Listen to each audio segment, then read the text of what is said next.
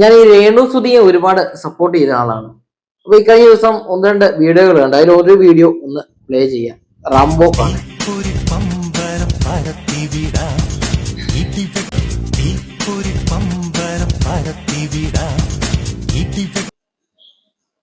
ഈ റാംബോക്ക് കണ്ടപ്പോൾ തന്നെ എനിക്ക് അത്ര ഇഷ്ടപ്പെട്ടില്ല.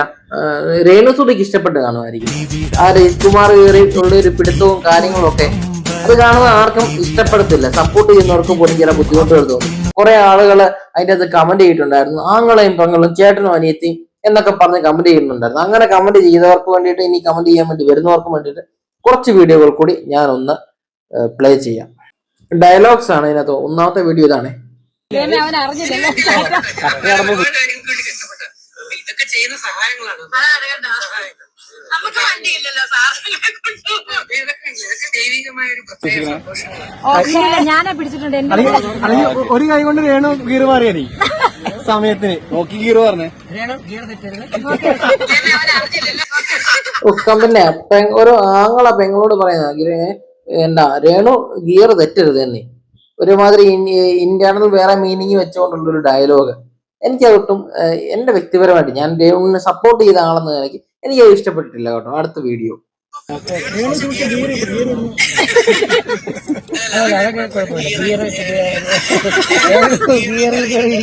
പിന്നെ ഒരു ആങ്ങള ഒരിക്കലും ഇങ്ങനെ പറയത്തില്ലല്ലോ ഒരു പെങ്ങളോട്, രേണുക്ക് ഗീറെ കയറി ഇരിക്കത്തില്ലെന്ന്. അവന്റെ ഇയാള് എന്തുവാ അയാളുടെ പേര്, രജികുമാർ വന്നിട്ട് അയാളുടെ പെങ്ങളോട് പറയത്തില്ല. പെങ്ങളെ, സ്വന്തം പെങ്ങളാണെങ്കിൽ രക്തത്തിലുണ്ടായ പെങ്ങളാണ്, അവളോട് പറയത്തില്ലല്ലോ, അവരോട് പറയത്തില്ലല്ലോ ഗീറെ കയറി ഇരിക്കത്തില്ല. അല്ല ഇയാൾക്ക് മകളുണ്ടെങ്കിൽ, ഇയാൾ കല്യാണം, എനിക്കറിയത്തില്ല ഇയാളുടെ ഡീറ്റെയിൽസ്, ഇയാളുടെ വേണ്ടപ്പെട്ട ആരോടും ഇയാള് കയറി പറയത്തില്ലല്ലോ ഗീറെ കയറി ഇരിക്കരുത് എന്നൊക്കെ.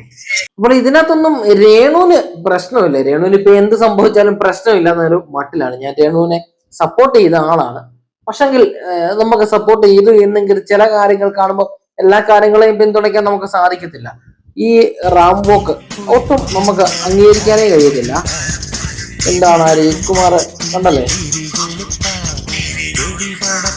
ഇതിനോടനുബന്ധിച്ച് അത്രയും കയറി ഞെക്കി പിഴിഞ്ഞ് ഉള്ളൊരു പിടുത്തവും കാര്യങ്ങളും ഒക്കെ. പിന്നെ മറ്റൊരു വീഡിയോ ഉണ്ട്, അതും കൂടെ ഞാനൊന്ന് പ്ലേ ചെയ്തേക്കെ. രേണുവിന്റെ തന്നെ ഒരു ഇന്റർവ്യൂ വീഡിയോ ആണ്, അതും കൂടെ ഒന്ന് കാണിക്കാം നിങ്ങളെ.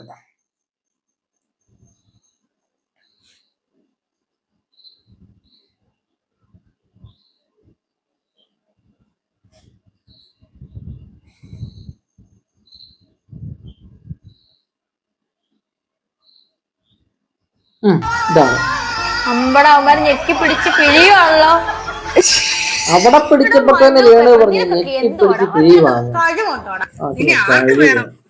വലിഞ്ഞേറി വന്നേക്കുന്ന അങ്ങനത്തെ എന്റെ കൺമുമ്പിൽ എങ്ങനെ വന്ന് നീ പെട്ടുപോയാ നിന്നെ ഞാൻ തുപ്പു.